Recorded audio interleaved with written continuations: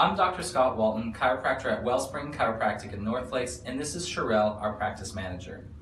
Today I'm going to talk about one of the most common things that I see in practice, which is this anterior head carriage, or a loss of that normal lordotic curve of the cervical spine. Now, ideally our spine is positioned with a nice C shape within the neck, and it actually is called lordotic in nature. When we run into trouble in this area, you can see a straightening of that cervical curve where it becomes straight up and down. In really severe cases, we can see a reversal of the curve where the head's actually starting to displace forward, hence why we're getting that anterior head carriage as well. Now, on top of your chiropractic treatment, there's a variety of different products and strategies that we have to help reverse this curve and get it back into that optimal position.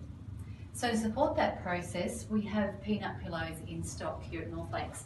So they're just a nice foam compact little pillow, and they're just really easy to grab if you're traveling or at the beach, or even just for children to use. If you don't happen to have one of those, you can just use a hand towel. So just by simply folding it in half and then into thirds, like so, just leaving a little crease down the middle and folding it nice and firmly, just rolling it up. Just secure the ends with some rubber bands so it becomes like a nice firm roll. And so we want to position these products underneath the neck, all right? Now, the head doesn't need quite as much support because the neck is what we want to reverse that curve in and get that modeled support back. So when we lay the spine directly over top of here, what you'll see is it's a nice soft center area for that really bony part of the middle of the neck, and you want to make sure that the head is falling off of the end and actually probably going to be on the table or on the bed, wherever you're laying.